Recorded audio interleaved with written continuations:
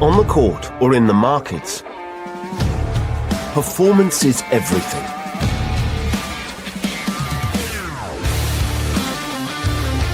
That's why Anzo Capital is helping to power your trading game.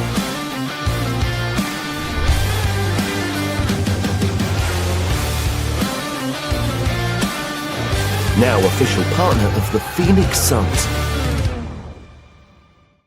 Hello, traders. Welcome to another iteration of the webinar series with myself, Jon and Lynzy. Today, we've got a really interesting topic. We're going to be talking about technical analysis versus fundamental analysis. Now, this is a very contested, I would say, question that we often see in markets. I follow a guy on LinkedIn who is very technical heavy, and he will fight to the death for technicals. So it's always a controversial topic. But today we're going to talk a little bit about that. We're going to talk about which one's best. We're going to talk about potentially, blending the two together.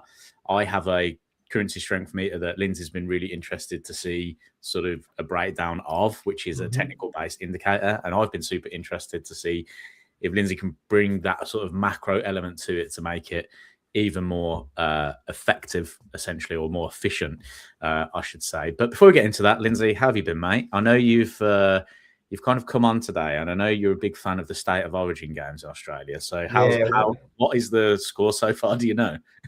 Yeah, so we went down 20-0 in, I think, about 20 minutes. Ooh. So that's awesome. Yeah, apparently the home team... So you're not a Maroon then. So a Maroon is Queensland, right? That's right, yeah. So I'm a Blues, which is New South Wales, which is where Sydney is. The home team hasn't won a game since 2023. I thought that was a very interesting stat. Oh, really? Yeah, because there's always one home, one away, and then one neutral, like say in Melbourne or Perth. Yeah. And interestingly, interesting. Do they play at neutral grounds though within that area, or is it always the same ground? It's generally the biggest stadium. Right. Okay. So yeah, it's a very obvious one in Brisbane, and I think it's always the Olympic Stadium in Sydney. Oh, okay. So you're either going to be here today and not be bothered because you're losing, or you're going to be missing the greatest comeback of all time. Is that what we're saying?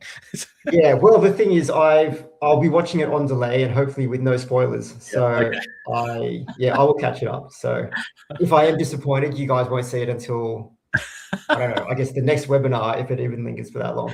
Yeah. Great. So today we're going to be talking a little bit about technicals versus fundamentals. I guess I'd love to know your experience of this, just in terms of with your backgrounds of sort of like where you worked and things. Was there a battle of technical versus fundamental analysis, or did you have like a set? It's always fundamentals first. You hit the nail on the head there with the word background. So I think a lot of it stems from where you started in financial markets. So because my first job, so I did intern in the trading floor of UBS, but if we don't count the internships and just start from grad positions, my first one was investment banking at Macquarie. And we were very heavily fundamentals, and we thought technical analysis was ridiculous. Like, how are you just looking at lines on a chart and telling me where the price is going? Like, the price reflects other stuff, the fundamentals. That's the output. It's not going to help you work anything out. And actually, I held that view for a very long time, even through my first trading job, because my first job in trading was at Susquehanna, which is an options market maker. Options trading is very mathematical, and it's definitely not chart-based. There are very complex models that help you price options, and you're looking for little bits of edge there, looking at volatility implied. So it wasn't until I started at an FX brokerage that I had a newfound appreciation for technicals. So the summary is, there was a period in my life where I was fully fundamentals and completely dismissed technicals. There was never a period in my life where it was the other way around. But right now, I am exactly where you mentioned at the start, which is there is a place for both. And I think the way to explain it is actually very similar, or goes very nicely with your WCS methodology, which is the fundamentals help you decide what you want to trade and in which direction. And then the technical analysis helps you get or optimize the timing of the entry and the timing of the exit. And I think you actually do need both of those to get the most out of any particular trade. So now that I've said that, I'm actually very interested in how you came to your current stance.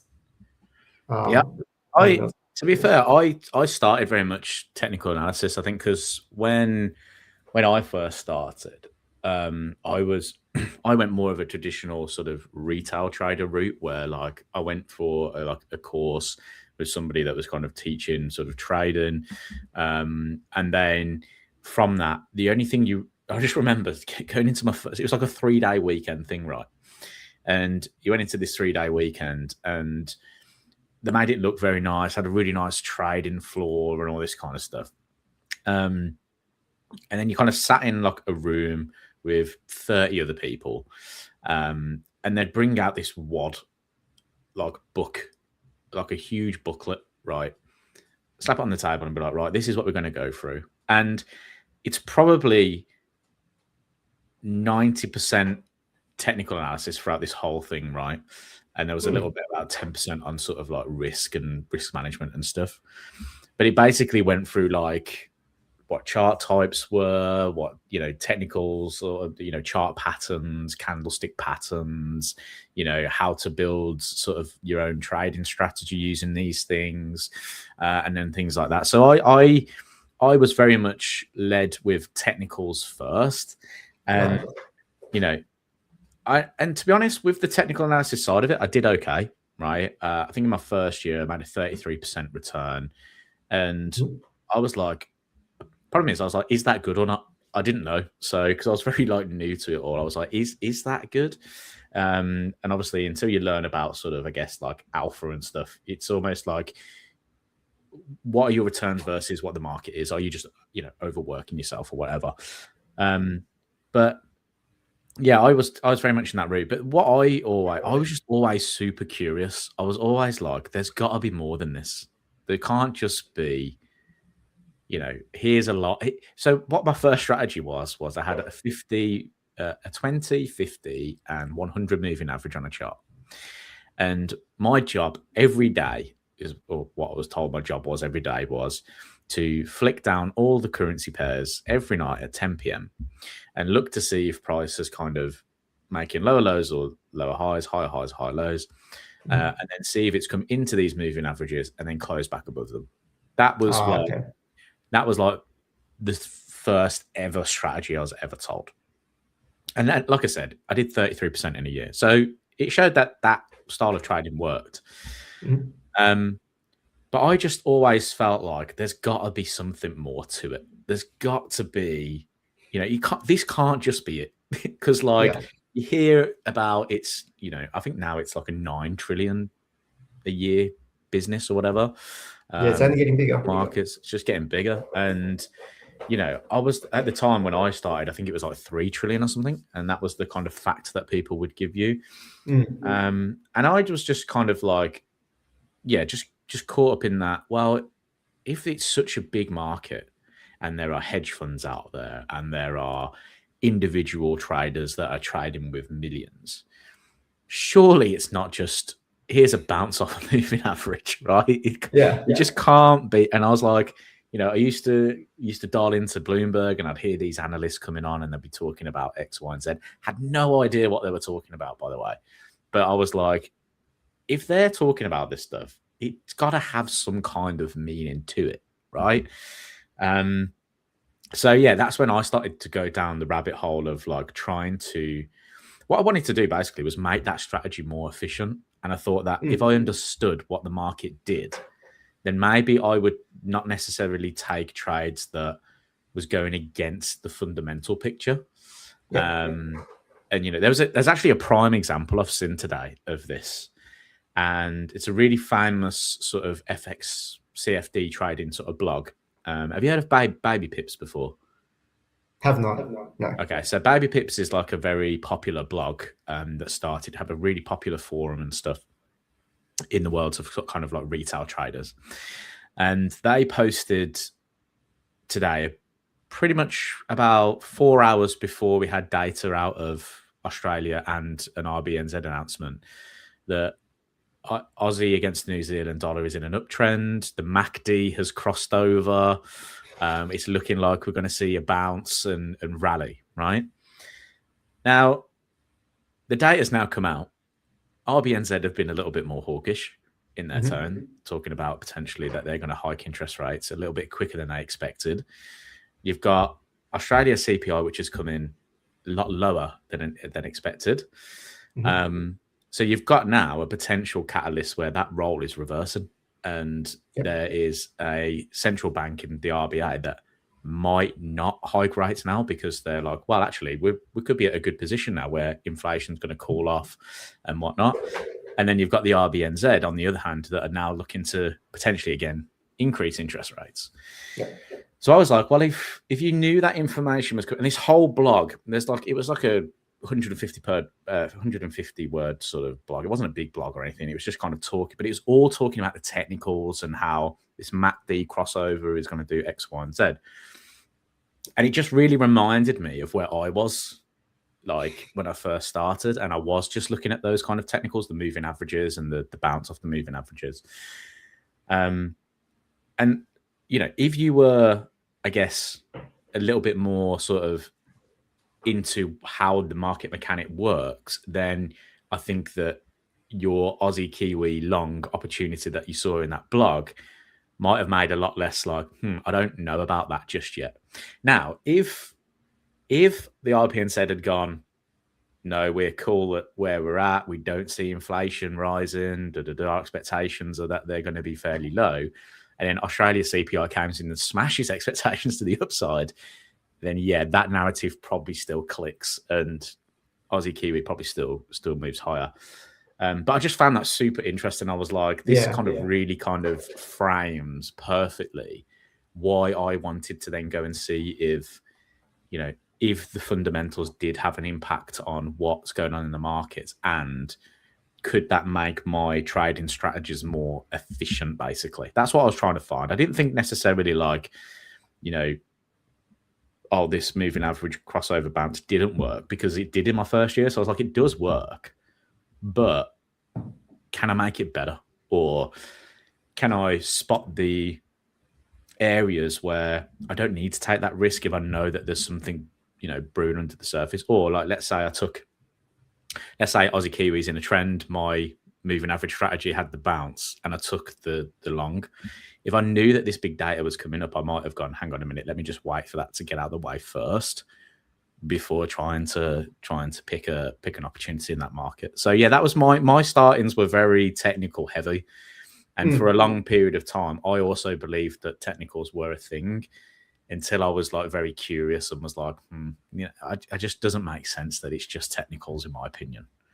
No, that actually makes total sense. I think really that just demonstrates that they're all just data points. So if you, let's say we only look at the universe of technical indicators, then when do you know when to use, say, RSI versus moving averages crossing over, or just simple support and resistance? And the answer is it just depends. Like sometimes a lot of them point in one direction, you can have more confidence. Sometimes they're conflicting. It's like when we had our discussion about gold, like there's three main drivers. What happens if they're not all facing the same way?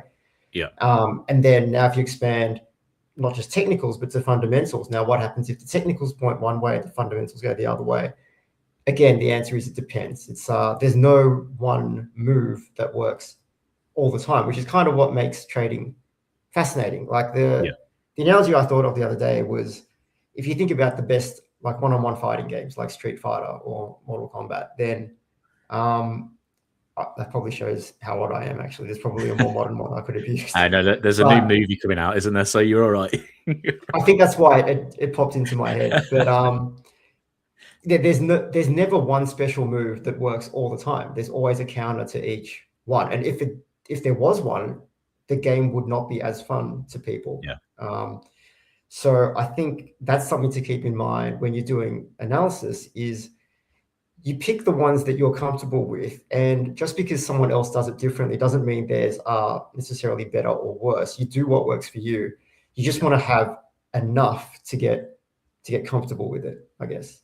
And yeah, to illustrate your point, the Aussie Kiwi was actually maybe the most clear uptrend of the major currency pairs in the last, honestly, it could be 6 to 12 months. Probably, yeah. It's been, but I think it would be a little bit foolish if anyone thought there would be no risk heading into a day like today, where half an hour apart, you've got Aussie CPI followed by the RBNZ decision. I think a lot of people, if you're a short-term trader, you just wouldn't take a position into that. And if you did, you would know you're just taking a punt, really.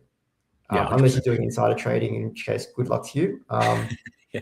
But otherwise, yeah, it's if you are just looking at that long-term trend, it goes against you temporarily.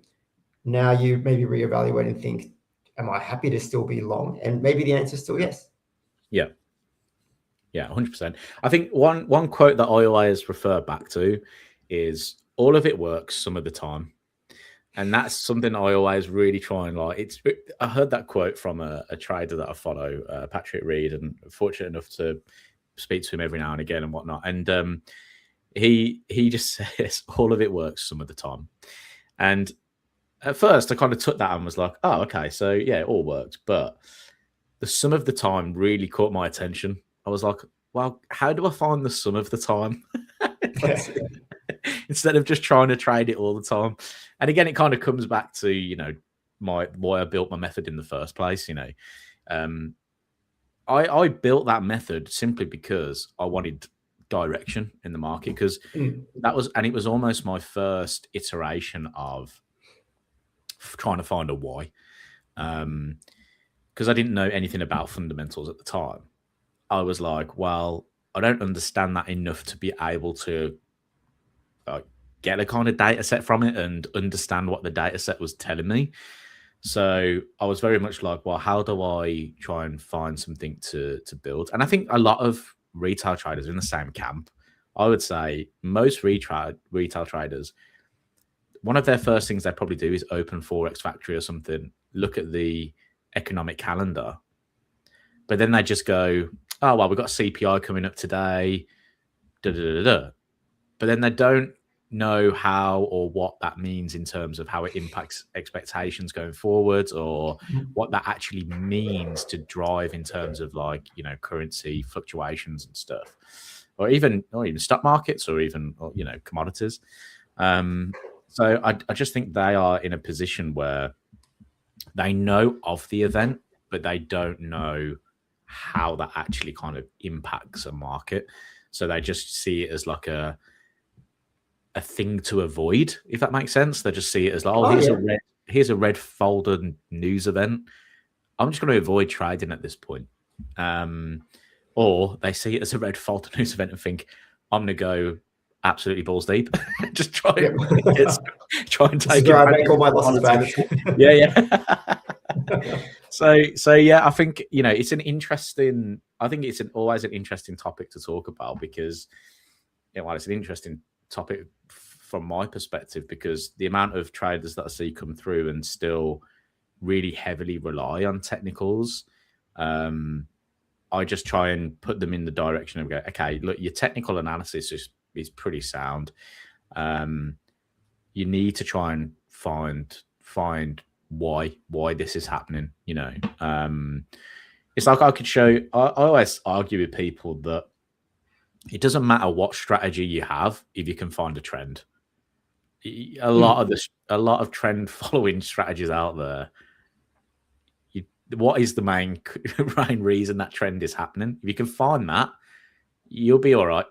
And people go, oh no, but I've got this fair value gap strategy on a 1 minute time frame, 5 minute this, and I'm just like, that's all well and good, but how consistent can you be with that over a long period of time? And I think that's where, you know, I'm more in the camp of, like, you don't need to be, you know, aggressively trading a 1 minute chart every day to try and get this. You can try and be a little bit more, you know, thoughtful in your process. And again, that's where fundamentals come in, because technically, if you can correct me if I'm saying this, a lot of fundamental analysis is lagging, right? In what way? Oh, So, just give me, I guess, an example. So I guess like CPI data, for instance, Mm-hmm. when that gets released, that's technically Yes. a lagging indicator. I know what you mean. Yeah, it's okay. So it's a lagging indicator, but it's a current data point because people have already made assumptions about what they think it's going to be, and those assumptions have been baked into the market. So all the positioning is based on those, and so when this indicator comes out and adjusts those assumptions and goes, by the way, so let's just use today's example. So earlier this morning, which would have been very late in the night for you. Oh yeah, it was. Yeah. So, but basically, the RB, or sorry, not the RBA, the Bureau of Statistics comes out and says, actually, you know what, CPI is not as high as you guys thought it was, and the rest of the market then adjusts and goes, oh, if that's the case, then maybe it's not as high as what the RBA thinks it is. So maybe they are going to wait a little bit longer for the next rate hike, or maybe even just put a pin on it for now. So it's more you're right, it's a lagging indicator, but it is still a current data point, if that makes sense. Yeah. And like obviously purists of technical analysis are like, well, price is instantaneous. It is there. We can physically see what that is. And that's what I was saying earlier in the webinar, that there's this guy on LinkedIn that I follow that is just absolutely technical analysis. He talks about all these different types of chart patterns that I've never even heard of, and says like, this is telling us what is. And I guess price is a reflection of what is happening, right? Mm-hmm. Because obviously if price isn't necessarily following along with the macro story, then something's a little bit out of sync, I guess. Yeah, no, that's exactly it. And I guess I don't know how successful that fellow that you just mentioned is, but I always think with technical analysis, if you want to separate it from fundamentals and just rely heavily on that, just make sure that what you're using, not you, but I guess whoever's listening, make sure what you're using is something that a lot of other people also believe in. So a lot of technical analysis works because enough people believe in it. So moving averages, absolutely. Support, resistance, very easy to see, very easy to understand. The more complicated you get, and the more convoluted it becomes, the fewer people understand, the fewer people actually use it. Ironically, that actually means you should pay less attention to it. So I'm not suggesting this works for all of life, but with technical analysis, if something is too difficult, you're probably actually better off not diving too deeply into it and just focus on the things that you see a lot of that are easy to understand, because if they're easy to understand, they're more likely to work because other people are more likely to be using it.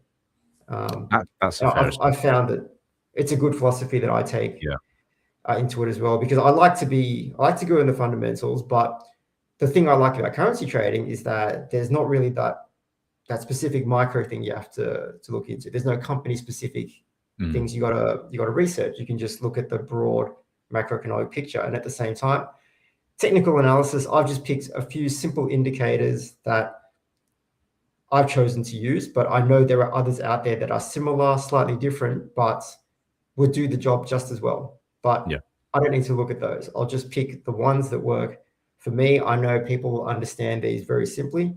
Like everyone can see a higher high and a higher low and intuitively think, oh, you know what, that looks like a trend to me.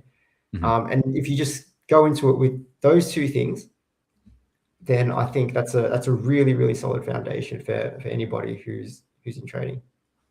Yeah, 100%, 100%. I just think that like you said, the harder you make it, and I mean, I had this conversation with somebody a couple of weeks ago, and they were so confused. It almost caused confusion with the amount of stuff they had. They were like, I just don't know what to follow. And I said, what a lot of people do is they learn the sort of just price, And then they start adding layers to it. They go, okay, well, let's add in an indicator. Let's add in this. Let's add in that. And then all of a sudden, their chart just looks absolutely crazy. And then they're like, they can't even see price anymore. And then they get confused and then they give up, or they think, oh, well, I'm going to take it all back to square one again. But for me, like you said, I use literally a 50 moving average, 200 moving average. I do have a stochastic oscillator on the chart, but that was just because one of my mentors used to use it as a momentum indicator. But do I use it on a day-to-day? Not really. But as long as you understand what the indicator is trying to tell you, because the indicator is just a reflection of price anyway, then there's still a way that you can use it. But before we get into a little bit further, I'm going to show you how I break down my currency strength meter, because I think if you are a retail trader that does where I was X amount of years ago, where you don't understand the fundamentals yet, this is something that you can try and bring into your trading. Okay, so I'm just gonna give me a quick second. I'm just gonna log into a whiteboard here so I can kind of show you how this actually works. But again, this is something that I built. I'm excited. Yeah. I built this basically. I met a trader called Ray Gilmore, and Ray Gilmore focuses a lot on seasonal analysis and focuses a lot on the commitment to trade reports. And he was like, the reason why I try and sort of follow these is because it gives me a why, gives me why I want to get into the markets. And then he also talked to me about currency strength analysis, and he kind of taught me through how he sees it. So I do it very similar to the way Ray does it, but I just add a sort of little bit of an added element to it. Let me just share my screen. That's yours. There we go. So this is the currency strength meter as a Excel spreadsheet. So basically, I always start here on a Sunday, and I've religiously done this for, I think it's about 6 years now. Every Sunday, I will come to the chart and I will build in this little chart here. And this is just a really simple scoring system that I use, and it's all based off of technical analysis. So what it is let's say we have euro dollar, right? So we have euro USD. I'm drawing with the mouse, so it doesn't look as nice. Let's say euro US dollar is in an upward trend and the market's making higher highs and higher lows, right? I will say, well, I know that euro in this situation is stronger than the US dollar, right? So I give the euro a 1 score and I give the US dollar a 0 score. Oh, okay. And if the market is making lower lows and lower highs, right? So lower high, lower low, I do the opposite. So euro USD dollar would get a 1 because that means the dollar is stronger than the euro, and then I give it a 0. If a market is ranging, I score them both 0, 0.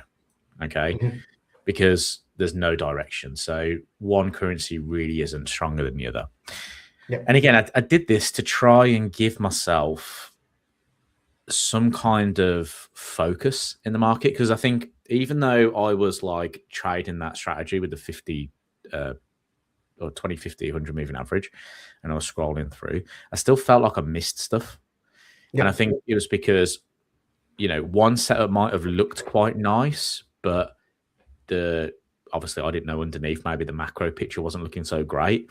And then, I'd only take like 3 trades maximum. So if there was like 5 trades that were listed as like good signals, I would kind of ignore it a little bit and be like, well, these ones look the best from a technical picture. I'm going to trade those, rather than actually looking at, is there a driver of strength and weakness? So what I do is I'll open a chart every weekend on a daily chart, open this up and literally go through every chart. So for instance, euro dollar is in a little bit of a downward trend for me. So that would be a 0 to euro, 1 to US dollar. And then I'd go click on the next one, pound, same boat. Aussie, starting to be in the same boat as well. Kiwi, I would say that's a little bit of a range bound market, although we've had quite a big drop here. Recent price action is a little bit of a range, so that would get 0, 0, and then so on and so forth. And I'd go through and I'd score it all using this system here, right? So basically, I've just got a for and against column, right? And then what happens is I score the for and against column against each other to give myself a little bit of a reading of what that is, right? So it says euro is -3. So that just basically means that out of the 7 sort of G7 currencies, it is weaker than 4 of them, essentially, right? Yeah. So what I'm looking at then is I kind of ignore this little bit over here because this is sort of a way I track markets then. Sure. I then put it into sort of like a weekly change table, and then I kind of give it a scoring system of how that market is developing over time, right? And then I punch it into this system here, right? So I used to do this all by hand before. Oh, wow. Before I got into spreadsheets in COVID. Yeah. So let me just show you this. So from the reading, then I just create a simple line chart, and it gives me this kind of graph that I've got here. And week to week, it just shows the score. But what I find really interesting about it, it just shows me if something is getting stronger, if something is getting weaker. And I score it from sort of -7 to +7, right? And if something is in the upper bands of like 3 to 5, let's say a currency is in 3 to 5, I'll say that currency is strong and he's potentially getting stronger. If it's at the +7s, I start to say, well, this currency is very strong and more susceptible to a potential reversal than it is to going, right? And on the opposite side of that, if it's sort of -3 to -5, I'll say it's really weak. And then if it's at -7, I'll say, again, it's susceptible to a bit of a reversal. So there's a few ways that I can use this, but what it really did was give me some focus. So when I go back to that strength and weakness chart here, you can see I've kind of put into place here on the long and short side.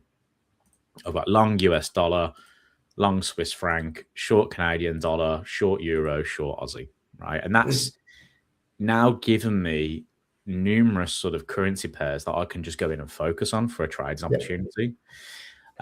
What I did obviously with that is, okay, this has now become a little bit secondary to how I view markets, but it's still something I look at every single weekend to say to myself, you know, can I give it focus? Now, the beauty of AI and stuff, and I would love to cover an AI webinar soon, but I basically was like, I've been doing this for so long and I've never automated it at all. I was like, I've never, and there was a side of me that was like, I like the manual process of it because it keeps me in touch with what's going on. Yeah, I understand. And the other half is it, if I automate it, am I going to be as in touch with it? Am I going to be like, you know, and I think it's always good to be manual as well, because I can spot if, let's say, the AI has printed out a bit of strength and weakness. Maybe I can go, I don't actually see that. So there's something gone wrong, or I need it to then explain its kind of theory to me. But yeah, I got AI to basically punch me out a very nice version of this versus my little spreadsheet version. So yeah, it quickly gives me kind of what is the weakest currency of last week, what is the strongest, and then it's obviously gives me the scores of that. So it says obviously the dollar is a strong currency. Mine had that. It said the Swiss franc was strong. My manual one said that as well. And it said obviously pound was a little bit weaker. The only one it hasn't spotted is CAD, so I need to do a little bit of research into why that is. But it still is in the sort of the -1 range here. But again, it kind of gives me a little bit of an idea of going, okay, well, what's happening? What currencies have got weaker? What currencies have got stronger? And that almost can reframe a question for me. It's like, okay, well, why has it got weaker? Why has it got stronger? And it can honestly just lead you into a little bit more research into kind of what's happening.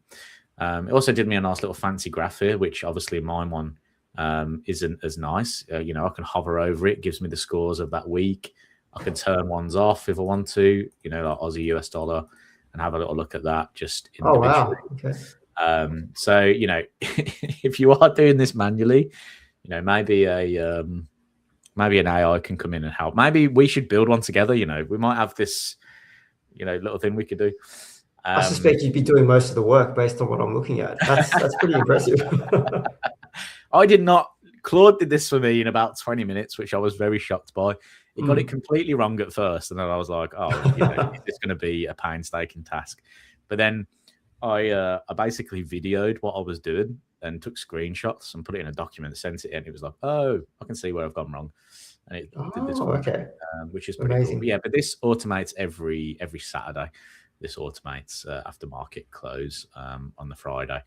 I give it a little bit of time before it has to do some work. But yeah, so this is from a technical side of things. I mean, I guess what's your thoughts from a technical side? No, it's firstly, it's fully proprietary, right? Like, you didn't get this idea from anyone else. Like, because it is actually very beautifully simple. Like, there's a logic to it that makes sense.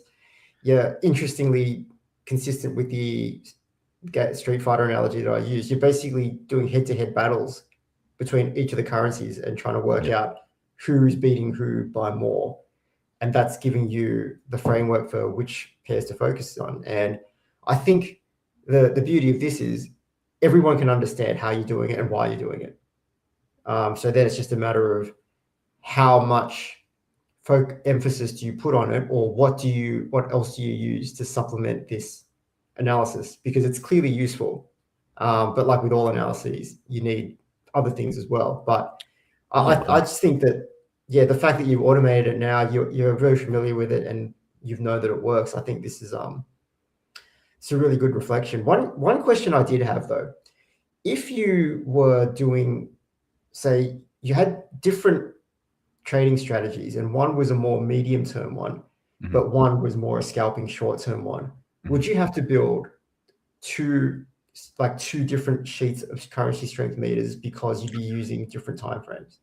I get asked that a lot, and I don't, because I still want to try and follow like the higher time frame sentiment. So Okay. even if like this says dollar strong, Aussie's weak, I would still be looking for the short then, regardless. But I'm just basically trying to capture a little bit of movement rather than trying to go for like a full swing trade. Because again, like with CFDs and stuff, costs can come into it, and if I'm holding for something for too long, you know, the overnight charges could come into play and things like that. So what I try and do is try and think of, okay, how would I trade this from a long-term point of view, but also what strategies can I use to try and take advantage of like the day-to-day, or maybe not day-to-day, maybe like, you know, over a course of a couple of days, or, you know, 3 or 4 days, not necessarily holding it for like weeks and months on end. And that's why I tried to build in sort of like conditions into that then. So it was not necessarily trying to hold it through the entire trend.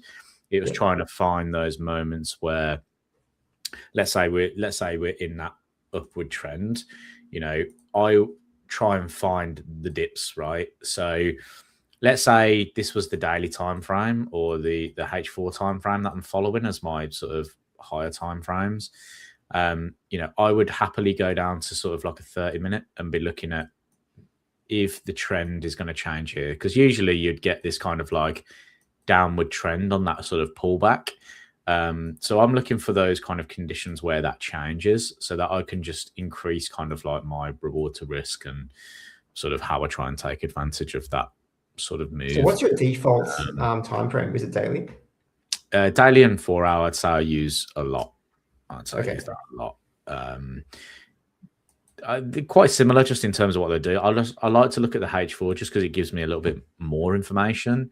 But yeah, a lot of my sort of, you know, higher time frame stuff is done on the daily charts. I'll look at the weekly close to see how the weekly's closed, see if that gives me any kind of information. But other than that, yeah, I focus predominantly sort of daily H4 time frames. Beautiful. The question I've got then is, you've obviously heavily have been heavily influenced by fundamentals, macros, and things like that. What would you add to this that could make this sort of more efficient? Or is there anything that you would be like, that's a great start, but here are the fundamentals that could back that up? Okay. Yeah. So if I was going to build some sort of meter, firstly, I wouldn't have the foggiest how to get Claude to automate it. So I would be doing it manually.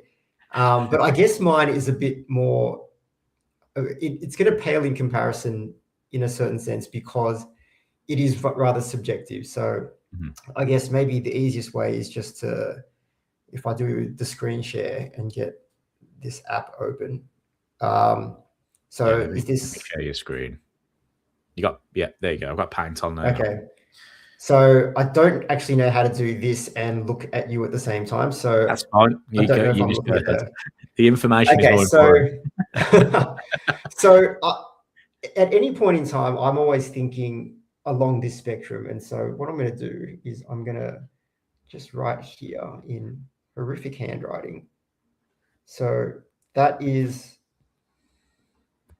the hawkish, that is dovish. So just for anyone who's unaware, hawkish just means that the central bank is leaning towards raising interest rates. So tightening monetary conditions, that means the currency should appreciate. And dovish is just the opposite. So that means they're trying to stimulate growth. But also you'd be hawkish if you were trying to rein in inflation. But if you're trying to stimulate growth or stimulate employment, you would be dovish. You'd be lowering rates, increasing the flow of money in the economy. And we'll just go one in the middle here. It's just neutral. So I just think of this as a spectrum of hawkish and dovish. And in the middle is neutral. And you could theoretically have an infinite number of positions on this spectrum, but just for our purposes, we can just keep it nice and simple and only have 3. So it's either hawkish or dovish or neutral. Now, if you'd asked me to do this, or if we had this webinar, let's say 3 months ago, then I think it would look something like this. And let me see what color I'm going to pick. Is that blue? So if I was going to classify each of the major currencies, I would guess the hawkish ones, one obvious one is the Japanese yen. That's, I guess, kind of the outlier compared to all the others, because while all the others were tightening, the the Bank of Japan had been keeping rates very, very low because they've got, they've had a problem with inflation, but quite the opposite. They just haven't been able to have inflation for, I guess, a decade or so until very recently. So it's only recently that they started raising rates while actually everyone else was cutting them. And unfortunately for me, because I'm in Australia, the Aussie dollar is another one that's has unfortunately been hawkish as well, because the RBA has been focused on fighting inflation and been raising rates over the past 6 to 12 months. Now, if we were to think of what was neutral, I would have said, I guess, Canadian dollar would have been nicely poised. The Swiss franc was very dovish for quite a while, but basically once they got down to, I think they're either at 0 or they're at 0. Yeah, so not going to go much further than that. And I would have put the New Zealand dollar in here as well. And for the dovish ones, again, 3 months ago, I would have had the US dollar, I would have had the euro, and I would have had the sterling. So they are all of their central banks are in the process of cutting rates. It's just a matter of, are they going to do it again next month, or are they going to wait a few months before doing it again? But they all know which direction they're facing. Now, why did I say 3 months ago? Because a little under 3 months ago, conditions changed quite dramatically with what happened in Iran. Just slightly. And so this has actually sort of gone out the window a little bit. And quite legitimately, you could have, I think you would have both of these guys up here now. So markets are now pricing in both the Bank of England and the ECB having their next move as a rate hike. And interestingly, I think the US dollar has moved into this position as well. Now, if you wanted to put the US dollar either here in neutral or even all the way up to here, either one, I can totally understand. And based on what you said earlier, given today's press conference and statement release, I think it's looking like the Kiwi is going to be joining them as well on the hawkish end of the spectrum. So this looks horrific in comparison to the beautiful charts that you showed us. But I guess what I'm trying to say is, and usually I actually don't draw this out. You can probably tell I don't normally draw this myself anyway, but it's in my head. I might just bring myself back to the other window. So I've always got this in my head, I guess, a relative ranking of, well, is this one of the hawkish currencies? Is this one of the neutral currencies? Is this one of the dovish currencies? And had I had access to your currency strength meter, I guess what I would do is just look at both of them and just say, well, what does the currency strength meter say are the long and short pairs that the long short pairs I should be looking at? Does that marry up with what I think are the fundamental hawkish dovish combos? And if it did, then I would be more likely to look to trade that pair, and then you would open up that particular chart. So for instance, again, prior to today, the Aussie Kiwi would have been one that would have made sense because the Aussie is higher up on the spectrum than the Kiwi. Yeah. I mean, the US dollar had been weakening against pretty much every major currency until a few months ago. So being short US dollar would have been the way to go. And how would you frame a market being hawkish or dovish? Is it just looking at, would you look at the sort of, I guess for me, I always kind of look at three things, maybe four things. So I kind of look at inflation, employment, sentiment, and then I also try to add in yields as well. I'll look at the difference between sort of yields and current rates. Would that be a way of framing something like that? Or is there anything that you would say specifically is like, this is how I would gauge that to be a hawkish? Or is it just, is it just central bank tone, like, or is it? Yeah, it's everything you said, but you can shortcut. I think you can shortcut the answer simply by, if you stay on top of the central bank decisions, how the votes have gone, and what the statements have been saying, and any subtle changes in language, they should be a reflection of all the things you mentioned. They should be a reflection of the economic projections for inflation, growth, and employment. Yields, depending on the time frame you use, should also be a reflection of that as well. So really, when I say hawkish and dovish, it's more my interpretation of what the respective central banks or how they're leaning at any particular time. Which is why if I was going to do this consistently, I would have the euro and the sterling now in the hawkish, simply because markets are pricing in their next move to be a hike. After the RBNZ decision this morning or last night for you, I think they're pricing in a hike in September. So clearly they should be moved up as well. So it really is just a reflection of my interpretation of what the central banks are thinking. So it's actually just even more simplistic than what you suggested. No, great. I've got a quick question, a little bit off topic then. Okay. With the current situation that's happening right now, then obviously with Iran and the US and oil prices have obviously shot up massively. Is there a world where all central banks become hawkish because of that energy energy prices moving higher, blah, blah, blah? Is there a world where it's kind of like, well, if they're all in the hawkish camp, what do you do then? Yes. I mean, the short answer is yes. Clearly, you can see that all the adjustments I made, I mean, those are meant to be arrows. I mean, it looks horrendous from no, it looks good.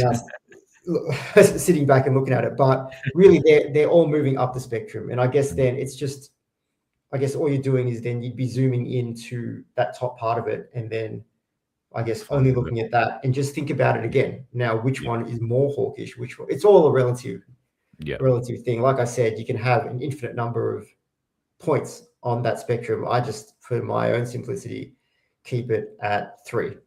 But yeah, you can just zoom in, and maybe all of them are relatively higher on that spectrum, but there should still be differences. Yeah, you just go a little bit more granular then and try and find Exactly. Yeah, the that's little the word. nuances Yeah, between them. Yeah, okay.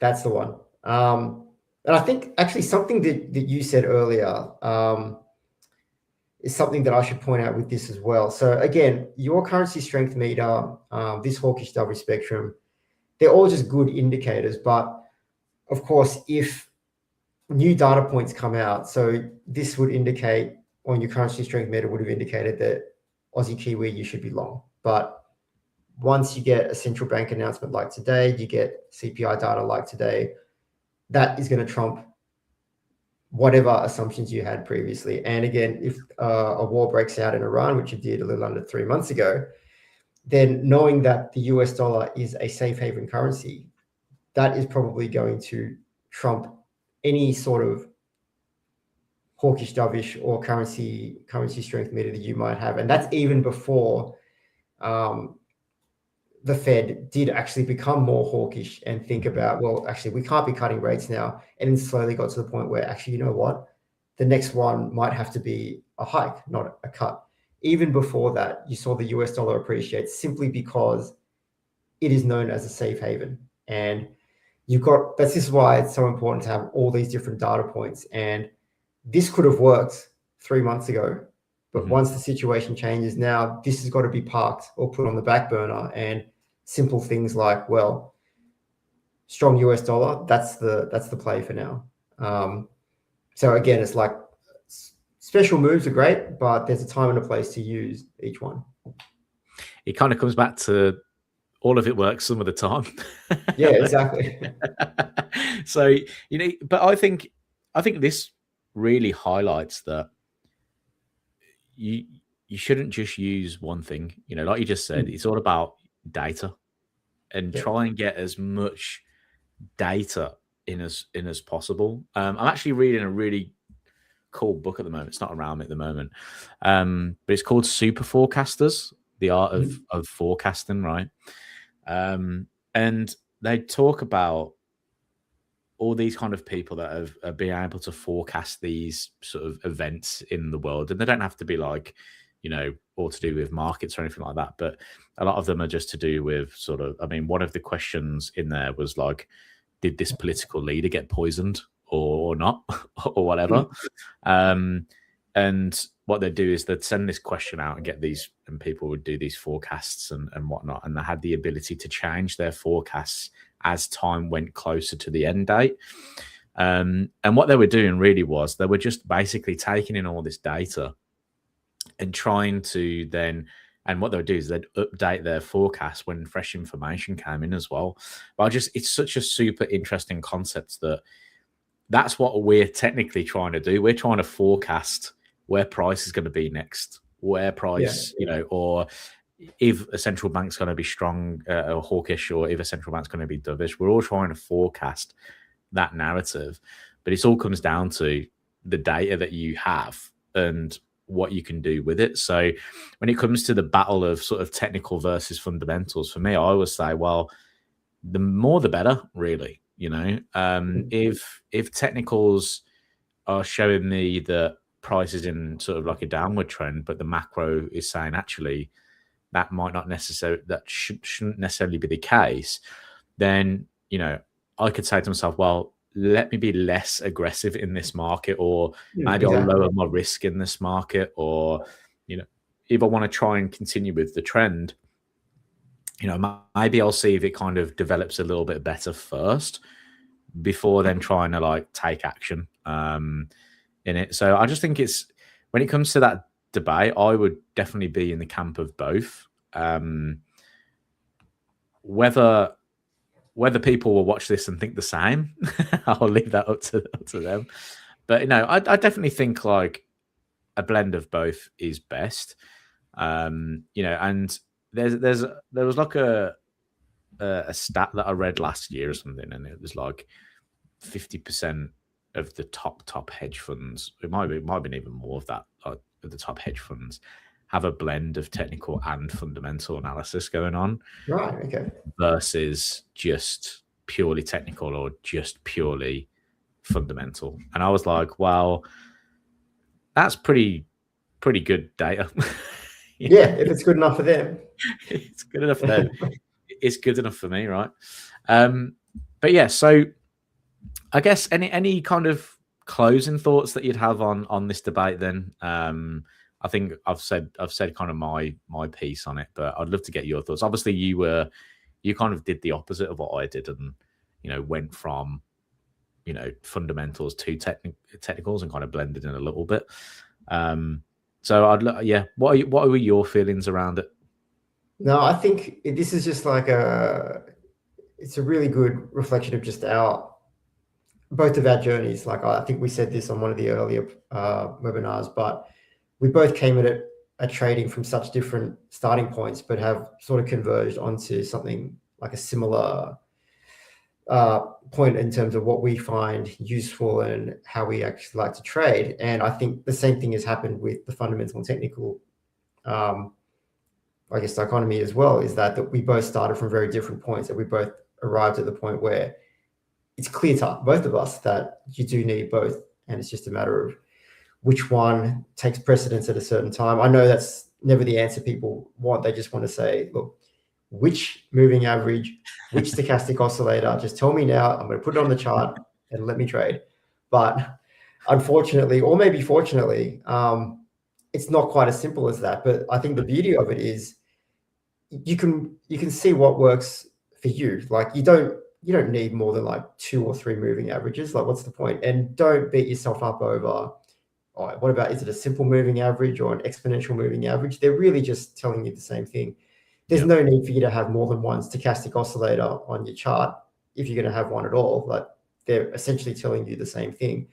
Just pick the one that you're comfortable with, that you understand. Go with that. Look into the fundamentals. Just be comfortable with your analysis of it. Just be aware of when major announcements are coming. And if you just have that as a very, very simple foundational basis, well, it's simple to say, but a very simple foundational basis, I think you'll be off to a pretty good start. I mean, a good place to start, a good place I'll start was just have Bloomberg YouTube open. Yes. You'll start to hear all these big words and think, what the hell does that mean? And then, the beauty of it now is you've got AI on your doorstep, and you can just ask it, what does this mean? How does it affect markets and whatnot? And just kind of finish up on that, actually. We have actually got an AI product now. I don't know if you know about this, Lynzy, to be honest. I don't think I do. I'm gonna quickly bring this up because it's called Anzo AI, and we've introduced this for all our clients now. And it's a little bit like a sort of normal chat element. I was going to say LLM. I'm just going to say AI.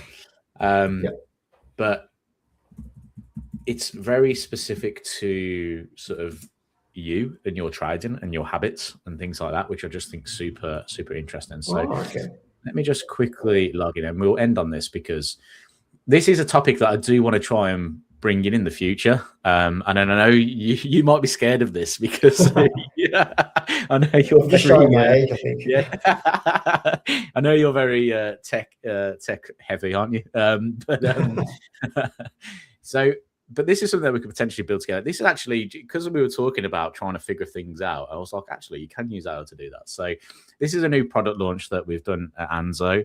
And it gives us loads of little details about how we can trade the markets. Now, it gives you a few sort of prompts here and things like that. But, you can literally ask it anything and it will come back trading related. So, is it a good time to go long on gold now? And it will give you like a little bit of information on what's going on a macro sort of level. Let me see if I can bring up what I asked it the other day, just as like a little test.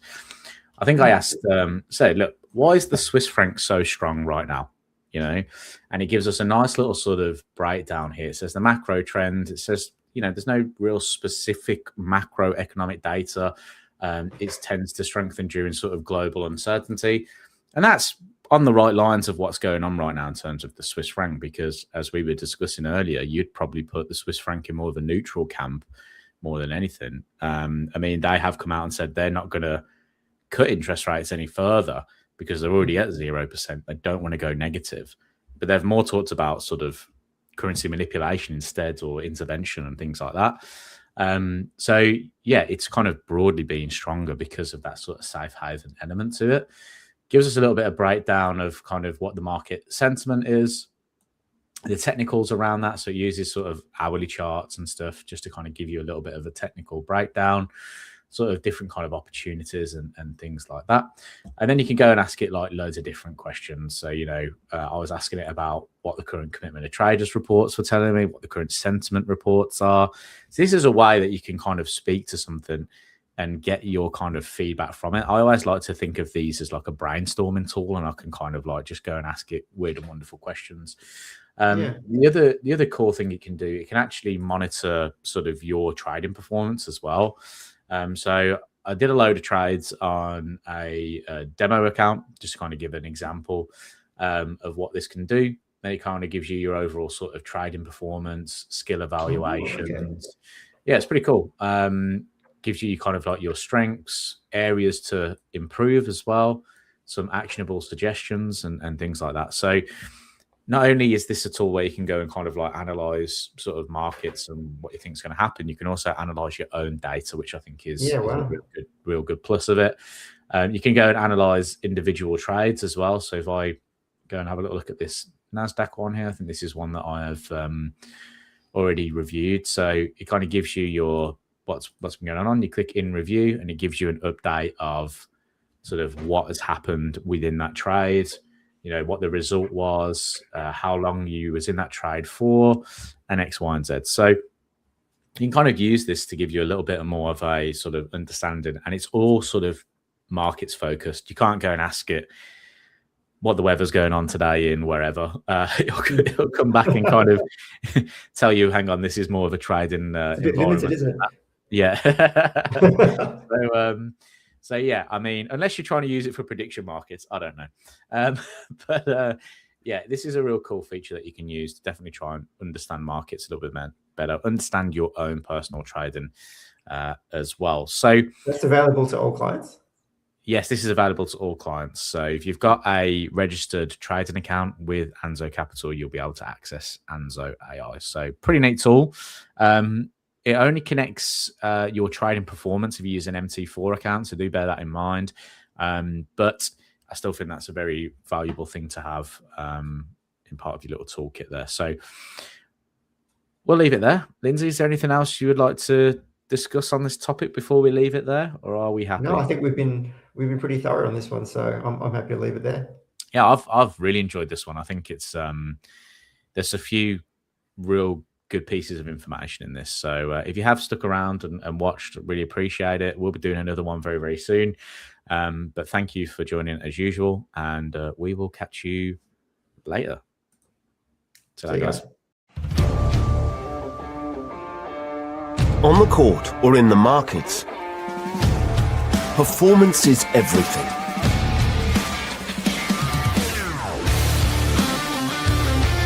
That's why Anzo Capital is helping to power your trading game.